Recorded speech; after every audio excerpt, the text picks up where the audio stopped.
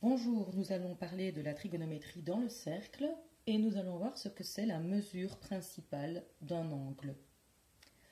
Alors, la mesure principale d'un angle est la mesure qui est comprise entre 0 degrés et 360 degrés. Le 0 est compris, le 360 est exclu. Alors, j'ai ici mis 4 angles et je vais vouloir trouver la mesure principale. La première chose, c'est rendre le cercle ici trigonométrique. Alors, j'ai déjà placé les axes, donc il me suffit de les nommer et puis de mettre l'unité qui correspond au rayon du cercle. Alors, comment est-ce qu'on va pouvoir mesurer l'angle A? On va prolonger le point pour avoir la demi-droite.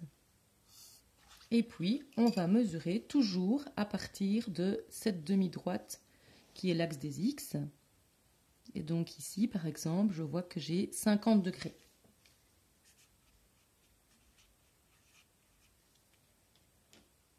Je vais faire la même chose avec B. Je me place ici. Et je vois ici que j'ai 140 degrés.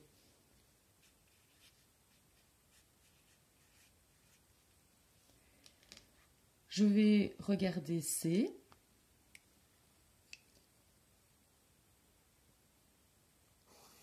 C, je vois qu'il est au-delà de 180 degrés. Donc je vais devoir avoir 180 degrés plus 10 degrés. Donc C, c'est 180 plus 10, 190 degrés. Et D,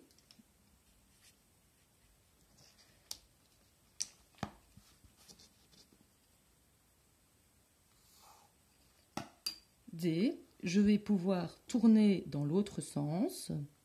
Et D, ça me fait moins 45 degrés. Alors, D, par contre, n'est pas une mesure principale. Moins 45 degrés n'est pas une mesure principale puisqu'elle n'est pas comprise entre 0 et 360 degrés. Donc, il faudrait, pour avoir ce point-là, on peut le mesurer de deux façons. Soit comme ceci, on dit que c'est moins 45, soit tout cet angle-là. Si on fait tout cet angle-là, ça va nous faire 180 degrés plus 135 degrés. Donc ça va nous donner 315 degrés. Donc cet angle-ci aurait par exemple deux mesures possibles, moins 145 et 315 degrés. Ceci dit, celui-ci qui fait 50 degrés, il a aussi d'autres possibilités. Ici on fait 50 degrés, mais on pourrait tourner dans l'autre sens et avoir moins. Alors, si je fais le tour complet, ça fait moins 360. Mais ici, j'ai 50 degrés, donc ça me ferait plus que moins 310 pour arriver là. Mais si je décide de faire des tours en plus, en moins, je pourrais rajouter des tours. Pour me retrouver là, qu'est-ce qui me dit que je n'ai pas fait un tour complet, 360 degrés, et puis que j'ai rajouté 50 degrés, ce qui reviendrait à 410. 360 plus 50. Et qu'est-ce qui me dit que je n'ai pas fait deux tours complets? Donc ça ferait 360 plus 360, 720, plus 50 degrés. Donc ça ferait 770 degrés. Et qu'est-ce qui me dit que j'ai pas fait 10 tours et puis rajouter encore 50 degrés? Donc ça me ferait 3650 degrés. Tous ces angles-ci se retrouvent au même endroit. Il faut qu'on l'écrive. Ici, on a décidé que A, c'était 50 degrés, mais peut-être que c'est moins 310, peut-être que c'est 410, peut-être que c'est 770. Alors, comment est-ce qu'on va pouvoir dire ça? On va dire qu'aux 50 degrés, on peut rajouter des tours, et les tours, on peut en rajouter autant qu'on veut.